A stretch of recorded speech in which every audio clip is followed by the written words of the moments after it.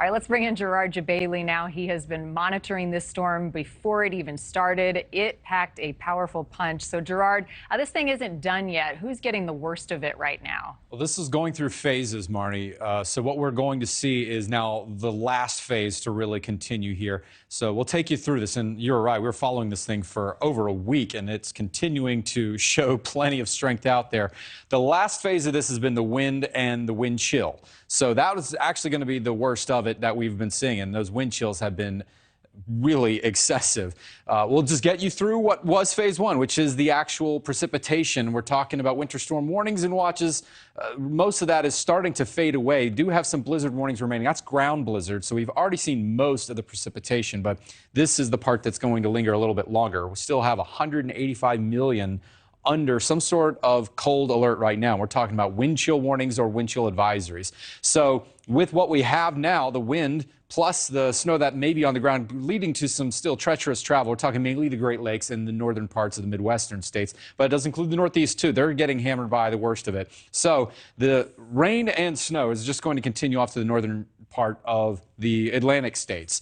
At least where we have left over for most of the Great Lakes states. I don't think it's going to be anything much more than what we expect. Great Lakes have lake effect snow, so lake effect snow is going to continue. Strong winds continuing to blast across with that.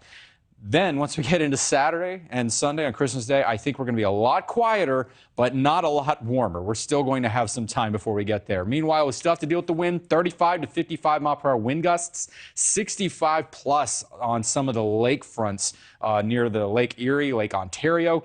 That, of course, is also the reason why we also have such high snow totals here. Still another 24 inches possible in those areas. So blizzard conditions possible with the wind and snow anywhere near those lakes. Otherwise, just patchy blowing snow. That's still enough to be somewhat hazardous if you're out on the roads. It could still lead to low visibility. So we have to deal with the Great Lakes causing some of those issues. All right, the cold is going to be far more wide-reaching, and it still has, and it's going to continue. This is what we expect through tonight and tomorrow. Still dangerously cold, minus 20 St. Louis southward. The southern states still seeing wind chills down to Atlanta in the negative teens. D.C., New York, Boston, still feeling like near zero or even below with wind chills all the way down to the Gulf Coast states. So still very cold, dangerously cold if you're anywhere minus 20 and below, with the possibility of having frostbite, even if you're just out there for a short amount of time.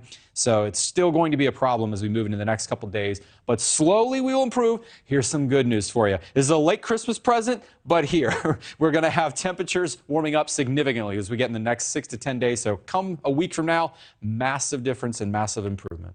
Light at the end of the... Thank you for watching. Go to newsnationnow.com to find NewsNation on your television provider. And don't forget to click the red subscribe button below to get more of NewsNation's fact-driven, unbiased coverage.